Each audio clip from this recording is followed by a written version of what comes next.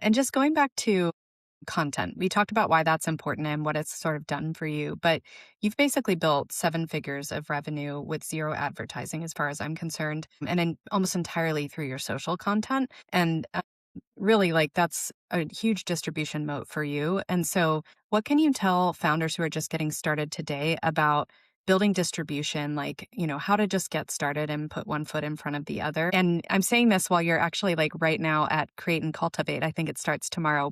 It will Yeah. be we'll be releasing this episode after it actually happens, but Christina's featured as a rising star of 2026 at Create and Cultivate, which is a top creator award. I've been around the block for long enough to know that, even though I'm not in that crowd. So congrats on that. And yeah, I guess, this happened quite quickly. So what can you tell us about that rise and like what founders should be thinking about early on? So first of all, I don't do ads because I don't know how to do ads. I'm happy to do it. I just literally don't know how to set it up. But what I do know is that creating high quality content that works.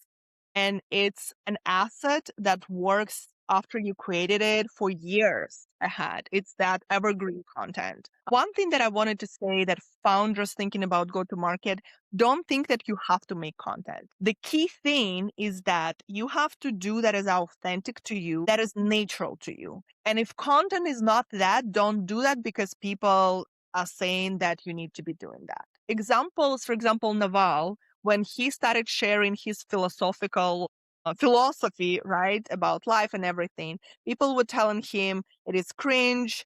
What are you doing? It is not professional. It's not related. But he ended up being the most famous for that. Most of the people know him for his philosophy, right? So it was authentic.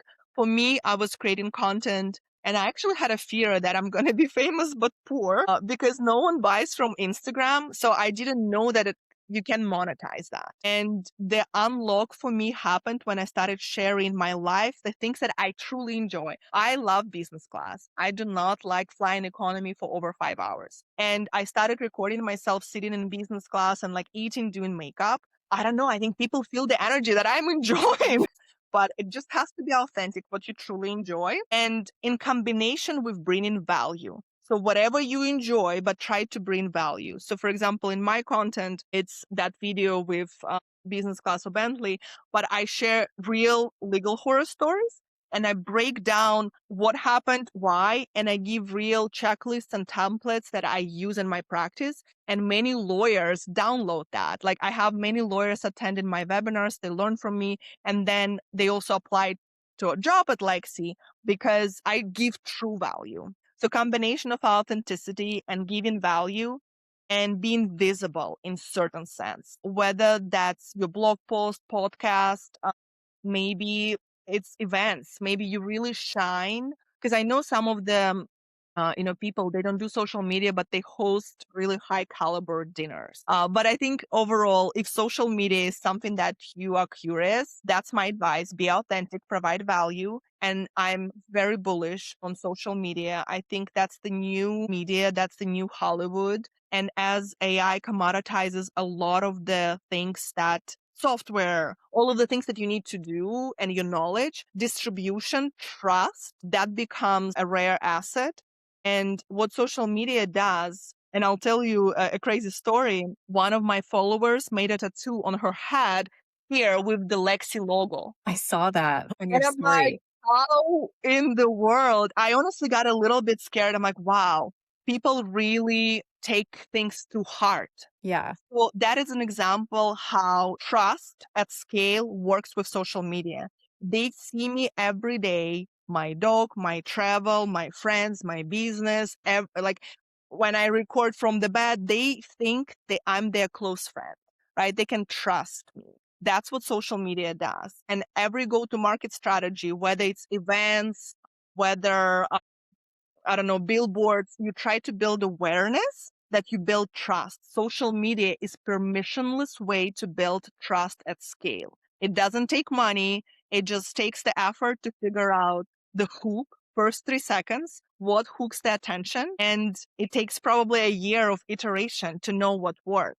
And once you found out what works, doubling down on that, experimenting, and it is truly powerful that I don't need to pay for distribution. I think as a startup that bleeds money, having revenue that comes that you don't have to pay for, it feels liberating. I Totally. feel that venture money for me is enabling me to take bigger risks that otherwise I wouldn't be able to make. But I don't need venture money to like be successful, to be free to do what I want. And that is a different energy that you start to emanate. And I think like overall social media is allowed me to break from the matrix where you have to have a job to afford and blah blah blah.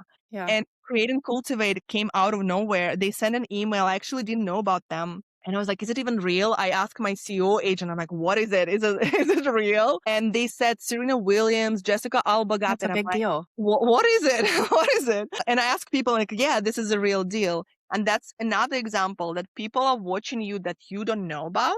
And you put one piece of content and it reaches people you cannot see versus when you go to an event, how many people you can talk to. It's Yeah. very limited. Here, it goes God knows where. Mark Cuban reposted my reel and commented. I don't know whether I would meet Mark Cuban. It had to be some coincidence that I would be like where he is, you Right, know. and would he hear, like, the authentic thing that you had, like, in that moment? You know, it could have been a totally different conversation if you just met him at in a Exactly. casual small talk environment, you know? I have a good example, Alexis Ohanian, founder of Reddit, founder of 776. He was my client at Cooley. He didn't know me personally, but he saw my social media. And when I came to an event, he came up to me and said, I know you. You're that startup lawyer from Instagram. So that opens up the doors that you just didn't know that they even exist. Totally.